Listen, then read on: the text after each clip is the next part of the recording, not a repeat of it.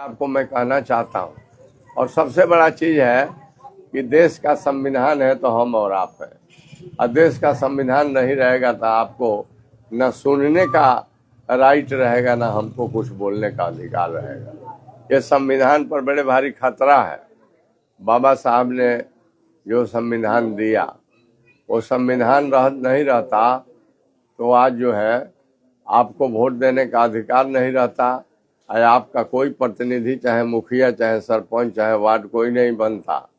आप 1 नंबर में और 2 नंबर में जो बैकवर्ड क्लास में जिसमें हम लोग आते हैं, सब लोग। संविधान और उसके अधिकार मिलने की वजह से मेरे जैसा आदमी को भी बोलने का जुबान देने का काम किए हैं।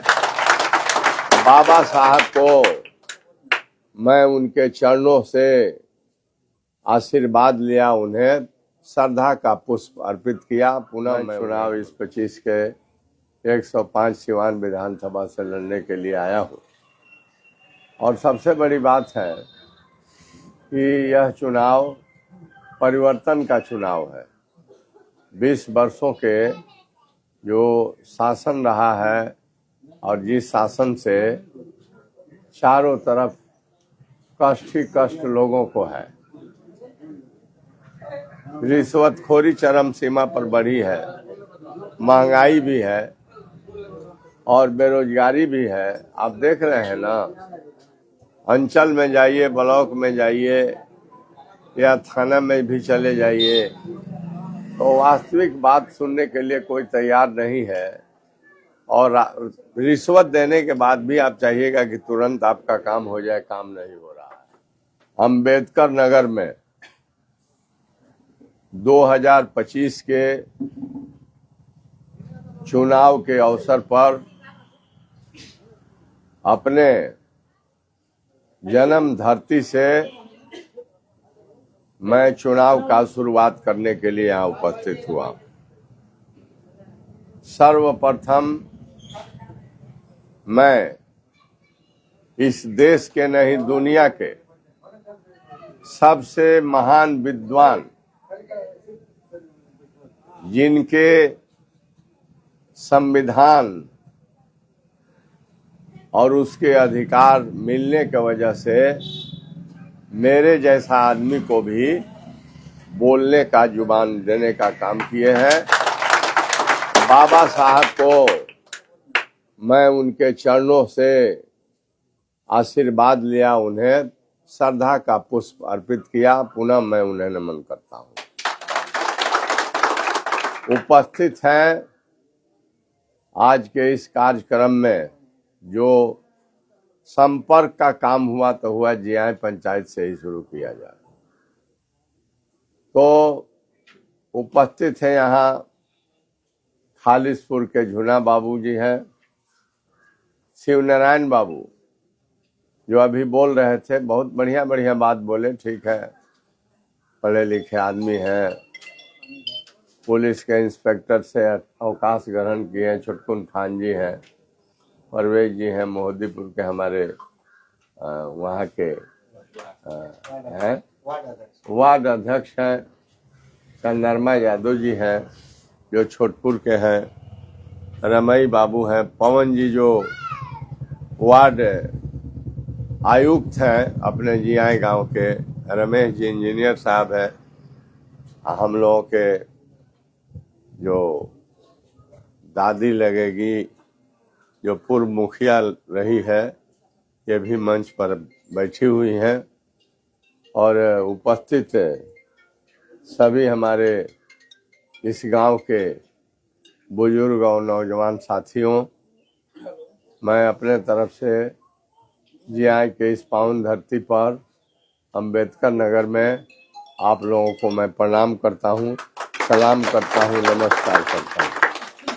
बंधुओं, ये 2025 का चुनाव विधानसभा का है और 6 तारीख को ही अपने यहाँ वोटिंग है। और मैं राष्ट्रीय जनता दल से जो लालू प्रसाद यादव जी हैं, तेजस्वी जी हैं, जो नेता हैं इस राज्य के, देश के, राष्ट्र के, उन लोगों के आदेशानुसार मैं चुनाव इस 25 के 105 सिवान विधानसभा से लड़ने के लिए आया हूँ। और सबसे बड़ी बात है कि यह चुनाव परिवर्तन का चुनाव है। 20 वर्षों के जो शासन रहा है और जिस शासन से चारों तरफ कष्ट ही कष्ट लोगों को है, रिश्वतखोरी चरम सीमा पर बढ़ी है, महंगाई भी है और बेरोजगारी भी है। आप देख रहे हैं ना, अंचल में जाइए, ब्लॉक में जाइए या थाना में भी चले जाइए तो वास्तविक बात सुनने के लिए कोई तैयार नहीं है। और रिश्वत देने के बाद भी आप चाहिएगा कि तुरंत आपका काम हो जाए, काम नहीं हो रहा है। तो इसका कंट्रोल करने वाले जो राज्य के मुखिया हैं वो जिम्मेवार होते हैं। जिनकी सत्ता होती है उनकी जिम्मेवारी बनती है। और हम लोग तो विपक्ष के आदमी हैं, उनके खामियों को उजागर करना हमारा अपना पुनित कर्तव्य, दल का पुनित कर्तव्य बनता है। सबसे बड़ी चीज है कि राष्ट्र कमजोर हुआ है, राज्य कमजोर हुआ है। पढ़े लिखे लड़के रोड पर टहल रहे हैं, नौकरी नहीं मिल रही है, माता बहनों को मान सम्मान नहीं मिल रहा है। और नीतीश बाबू और बीजेपी के लोग वोट देने के लिए रेवड़ी बांटना शुरू किए हैं। 20 वर्षों के हुकूमत में नहीं बांटे। जब तेजस्वी जी ने कुछ घोषणा किया कि हम सरकार में आएंगे तो अमुक अमुक करेंगे, उन्हीं के स्कीम को उन्होंने अपना स्कीम मान लिया, उसी में घटा घटा करके कुछ न कुछ पैसा देने शुरू किए हैं। तो ये जो है आंख में धूरा झोंकने जैसा है। अब 20 वर्ष क्यों कुंभकर्णी निद्रा में सोए हुए थे, कर देते। कौन आपको रोकने जा रहा था? आपके हाथ में सब कुछ है। लेकिन आपके खजाने को नाजायज तरीका से लुटाया जा रहा है। लेकिन जान लीजिए, ये रुपया आपको पुनः जो है सूद के साथ लौटाना पड़ेगा। इसको मत समझिए कि आपको मुफ्तियाई मिल रहा है, सिर्फ वोट लेने के लिए मिल रहा है। ये आपको मैं कहना चाहता हूँ। और सबसे बड़ा चीज है कि देश का संविधान है तो हम और आप हैं। और देश का संविधान नहीं रहेगा तो आपको न सुनने का राइट रहेगा, न हमको कुछ बोलने का अधिकार रहेगा। ये संविधान पर बड़े भारी खतरा है। बाबा साहब ने जो संविधान दिया, वो संविधान नहीं रहता तो आज जो है आपको वोट देने का अधिकार नहीं रहता। आपका कोई प्रतिनिधि, चाहे मुखिया, चाहे सरपंच, चाहे वार्ड, कोई नहीं बनता।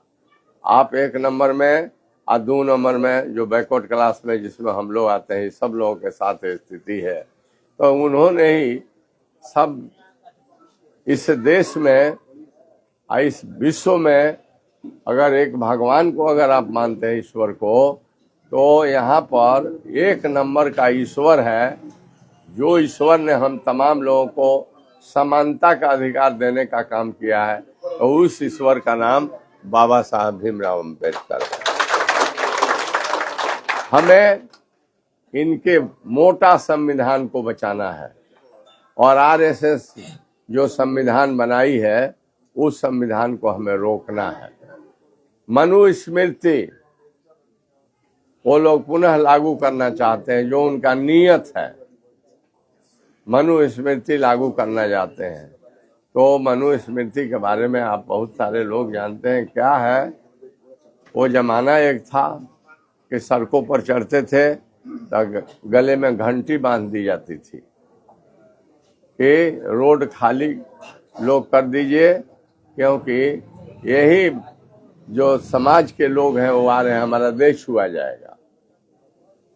इनार पर पानी भरने जाइए, कॉल उस जमाने में नहीं होगा, तो उस इनार से अगर आप बाल्टी से पानी भरते थे तो कई को लोग उधर खड़ा रहते थे, और जब आप भर लेते थे तो वो लोग डोल डालते थे। इस तरह की व्यवस्था, आपको खाट पर बैठने का, सही बात बोलने का आपके पास अधिकार नहीं था।